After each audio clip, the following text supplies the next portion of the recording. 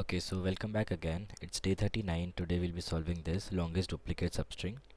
So what the question says is, given a string S, you have to consider all the duplicated substrings and return any duplicated substring that has the longest possible length. So if you see this particular question, it has banana and you have ANA over here. You also have ANA over here. And there is no other substring which is duplicate and is more than 3 length. So in this case, the answer is ANA. In ABCD, nothing is getting duplicated, so therefore the answer is simply an empty string. So हाँ, simple question, but इसके लिए like you should be like till now, depending on the questions that we have solved till now, till day 39, you should be able to solve this because okay, two things about this problem, like to how to get to the solution. First thing is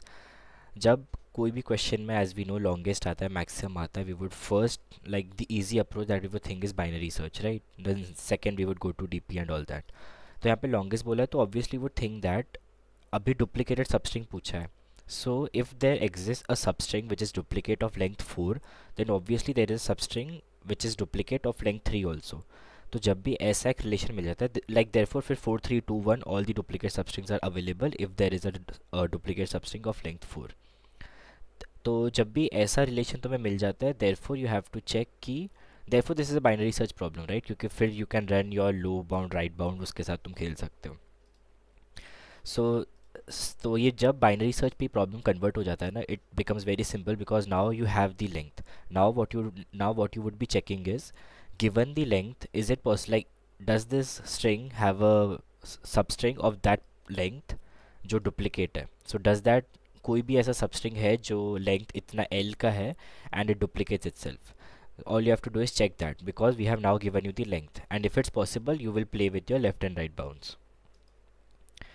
ठीक है that's the question constraint simple 3 into 10 raised to 4 so you can't run brute force obviously that's the first part ठीक है हमने first part solve कर दिया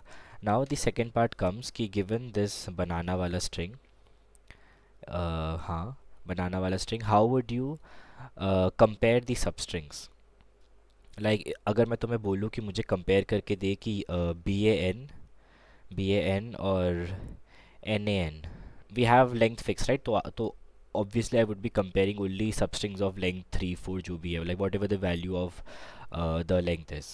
so you have two strings s1 is ban and your s2 is nan how would you compare this you know कि तुम लोग वो brute force approach नहीं रन कर सकते क्योंकि the constraints are 3 into 10 raised to 4 so you cannot run that सो इसको कैसे सॉल्व करें what's the next concept that you have to use so अब तक we have solve many problems related to converting strings to hash numbers you have to hash every possible string of length 3 then how would you do that like you can't do that कि ये जो बनाना है N A है now अगर मैं तुम्हें अभी एक बार वो पढ़ लेना but I have already provided you the articles कि how the hash algorithm works but again just to revise जैसे ये बनाना जैसे बी ए एन एक string है तो the hash value of this is b and you select basically two values so let's just say p is 31 and m is 1e9 plus so p on m basically you select a p you select an m so the hash value of b is calculated as b into p raised to 0 plus a into p raised to 1 plus n into p square this is the hash value basically not b minus a obviously but हाँ b का position once you have this this is your hash value of ban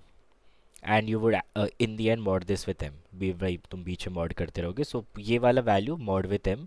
this is your hash value of ban ठीक है तो similarly जैसा but now if you want is like हर तीन window का hash value you can not do like this right जैसे banana है banana you would start from this index you would go 3 यहाँ पे you would start from this index you would go 3 यहाँ पे you can not do that again again brute force आ जाएगा वहाँ पे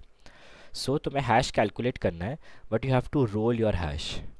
तुम्हें अगर बी ए एन का हैश वैल्यू है तो you have to use the same hash value you have to cut out B का वैल्यू ऐड ए का वैल्यू एंड तुम्हें बेसिकली स्लाइडिंग विंडो करना है ऑन दी हैश वैल्यूज़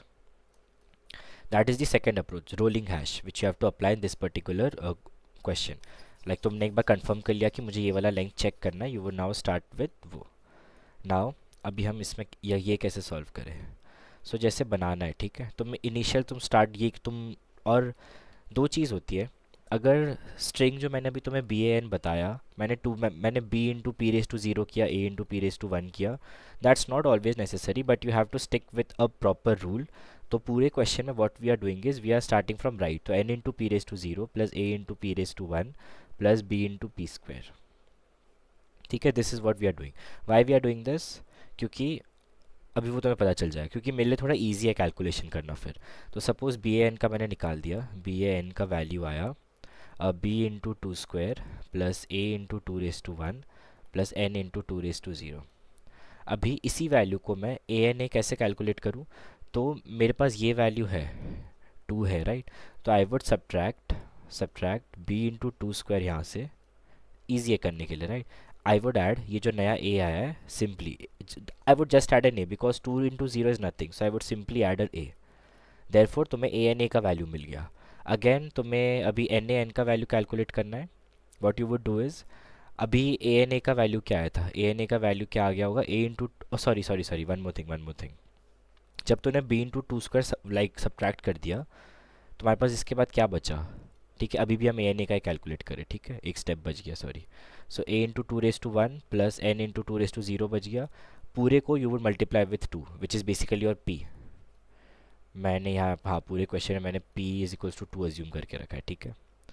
तो you would multiply this whole thing by p, so this would become a into two square plus n into two raise to one. Then you would add your a, which is a into 2 raised to 0. Now if you see, this whole thing is actually the hash value of a and a. One last time we'll check n a n का कैसे calculate करना है। तो तुम्हें two into two ये value तुम्हें पता है, तो a को मल्टीप्लाई करके उससे हटाओ, क्योंकि तुम्हें अभी ये वाला कैरेक्टर हटाना है। तो subtract a into two square, क्या मिलेगा तुम्हें, n into two raise to one plus a into two raise to zero. Second step, multiply the whole thing with p इस केस में टू है, तो ये बन जाएगा n into two square plus a into two raise to one. इतना बन गया। अभी ये नेक्स्ट n को ऐड कर दो, plus n into two raise to zero. Now if you see, इसको अगर मैं यहाँ लिखूँ, so it is n into two square plus a into two raise to one plus n into two raise to zero, which is actually the hash value of n a n। That's how we are rolling our hash.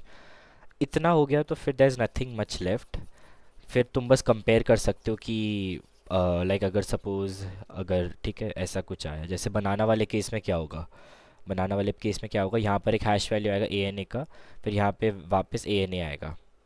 तो तुम बस एक map set कर लेना, या फिर जो set करना है कर लेना, एंड तुम कंपेयर कर लेना कि वो वाला हैश वैल्यू पहले आ चुका है क्या। अगर वो वाला हैश वैल्यू पहले आ चुका है, there is one more thing left, कि ये जो हैश वाला पूरा कॉन्सेप्ट है ना, इसमें कोलिजन्स भी होते हैं। Now if you read the proper algorithm वगैरह कि कैसे सब काम करता है, सो प्रोबेबिलिटी काफ़ी कम है। Like if you see, we have seen that the probability of collision is one by m. उसका मैथ्स पढ़ना है तो तुम देख लेना ऊपर, but read some articles regarding this. इसका probability is very less, one by m, and usually in problems we take m as very high, जैसे मैंने कुछ 1e9+7 लिया है, ठीक है। So but still there is a probability, जब बहुत बड़े स्ट्रिंग्स आएंगे तुम्हारे पास, जैसे इस केस में 1e4 के स्ट्रिंग्स थे, तो obviously you would get collision, there is a possibility of getting collisions, but the possibility is very low. So इस क्वेश्चन में we would do one more thing, that is हम एक और एक कंपैरिजन भी रन करेंगे। अगर मेरा a n a already a n a आ चुका है, तो I won't just return an answer, कि मैं बस ऐसे ही नहीं बोलूँगा कि ठीक है मुझे स्ट्रिंग मिल गया। I would run a comparison, मतलब मैंने ये, जब भी मेरा पहली बार ए एन ए आया था, मैंने उसका इंडेक्स सेव करके रख दिया था वन। फिर जब एक और बार ए एन ए आया, मैंने दोनों का स्ट्रिंग कंपेयर किया, अगर मैच हो रहा है तो ही मैंने आंसर भेजा। नाउ यू वुड से कि won't that give your time complexity error, that won't, because the collision का प्रोबेबिलिटी इज़ वेरी लेस। तुम्हारा कोलाइड होने के चांसेस है, इफ़ यू डोंट, लाइक मैंने खुद क्वेश्चन में, इफ़ यू सी, मैंने submission, like if you see my submissions, these wrong answers are all because I wasn't checking if that's a right match. I was just assuming कि collision नहीं होगा, and I would just going head, but there is a possibility of getting the collision, and once you get that, you have to compare the strings, and those would be very rare cases, max to max 2-3 times तुम्हारा ये होने वाला है, and that's fine, like time complexity won't get exceeded in that. So वही पूरा code है अभी, and next like code is very simple, low and high रख दिया मैंने, and then I check if it's possible वाला पार्ट सिंपल, ये first window का हैश, ये सब मैंने हैक्स लगाए क्योंकि मुझे पी पाव को सेव करके रखना था, वो कि कितना लास्ट वाला जो नंबर ऐड हुआ है वो किसके पावर से ऐड हुआ है बेसिकली। देन मैंने, तुम देखोगे तो जो भी हैश वैल्यूज़ आ रहे हैं ना, सबके स्टार्टिंग इंडेक्स सेव करके रखे। ऐसा क्यों किया मैंने? क्योंकि जब मैं नए विंडो का हैश कैलकुलेट कर रहा हूँ और मुझे अपने वो मैप में मिल गया, मुझे ऐसी आंसर रिटर्न नहीं करना है, मुझे देखना है कौन कौन से इंडेक्सेस पे वो सेम हैश आ चुका है। If I get a match कि हाँ सही में वो वैलिड हैश है, it's not a collision, then only I am returning N L+1, and what that L+1 is basically the index for that particular length, क्योंकि in the end if you see मैं index and length return कर रहा हूँ। So that set last में -1, and अगर मानसा -1 है तो ये रिटर्न एन एम्प्टी स्ट्रिंग। सो हाँ, दैट्स ऑल। बट ये फर्स्ट क्वेश्चन है जहाँ पे वी आर एक्चुअली चेकिंग कि हैश कोलिजन का प्रोबेबिलिटी कितना, because if you try submitting this question without this, तुम्हारा कोलिजन आना ही है। सो हाँ, दैट्स ऑल। कुछ डाउट हो तो इसमें पूछ लेना। Bye bye.